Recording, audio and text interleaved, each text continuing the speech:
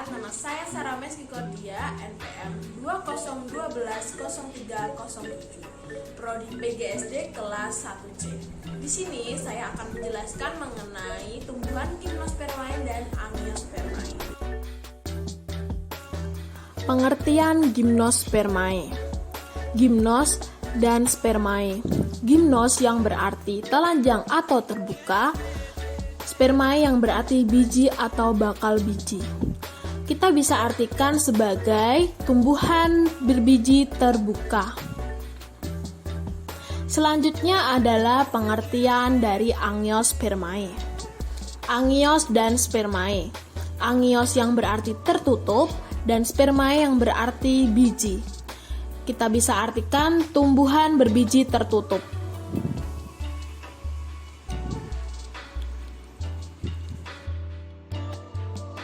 Perbedaan Gymnospermae dan Angiospermae. Dilihat dari alat reproduksi, Gymnospermae strobilus dan Angiospermae bunga.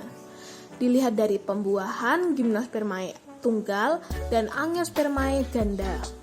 Dilihat dari bentuk daun, Gymnospermae itu kaku dan sempit, sedangkan Angiospermae bervariasi. Dilihat dari ovarium, Gymnospermae tidak memiliki, sedangkan Angiospermae memiliki.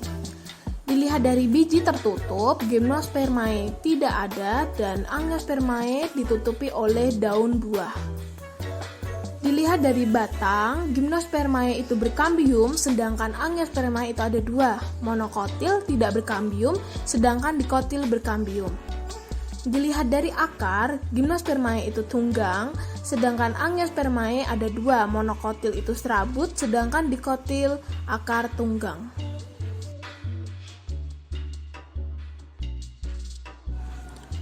Contoh tumbuhan Gymnospermae.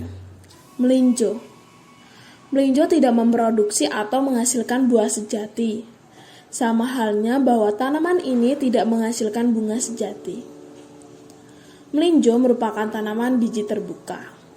Biji melinjo diselimuti oleh selaput luar yang keras, selaput dalam, dan diselubungi juga oleh tenda bunga yang berdaging. Bunga pada melinjo ini adalah bunga tidak sempurna yang berumah dua dan muncul di ketiak daun. Daun dari tanaman ini adalah daun tunggal yang berbentuk oval yang terdiri dari tangkai daun dan helaian daun. Sistem percabangan dari melinjo adalah monopdial, yaitu batang pohon terlihat jelas karena lebih besar dan lebih panjang pertumbuhannya dibandingkan dengan cabang.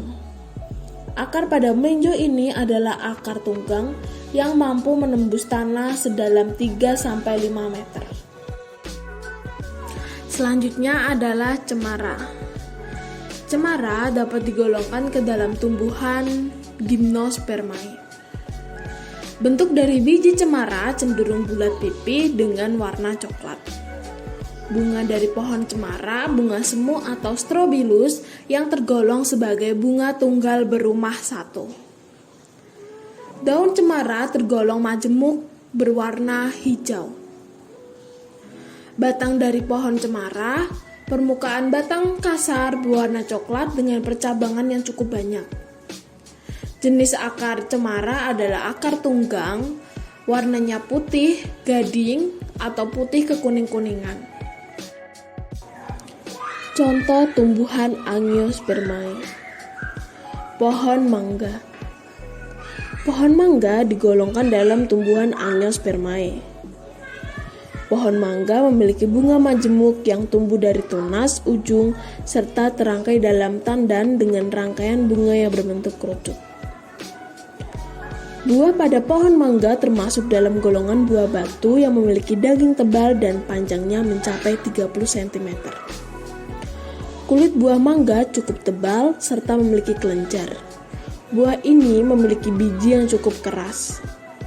Daun pada tanaman mangga merupakan daun tunggal yang tanpa memiliki anakan dan penumpu. Morfologi batang mangga berbentuk bulat dengan percabangan serta ranting yang cukup banyak. Pada akar terdapat morfologi yang terdiri dari akar tunggang dan akar cabang. Selanjutnya adalah pohon pepaya. Pohon pepaya digolongkan dalam tumbuhan Angiospermae. Bagian bunga pepaya dapat dibedakan menjadi 3 macam, yaitu pepaya betina, pepaya jantan, dan pepaya hermafrodit. Buah pepaya memiliki rongga pada bagian tengah yang berisikan banyak biji berwarna hitam yang dilapisi dengan pulp. Pada bagian kulit terasa sangat tipis, namun untuk daging buah cukup tebal. Biji pada pepaya memiliki warna hitam keabu-abuan dengan jumlah yang cukup banyak dan umumnya ditutupi dengan lendir berwarna pulp yang menjaga agar biji tetap lembab meskipun dalam keadaan kekurangan asupan air. Sedangkan untuk akar tanaman pepaya merupakan akar serabut yang dapat masuk ke dalam tanah dan ada juga yang berada di atas permukaan tanah.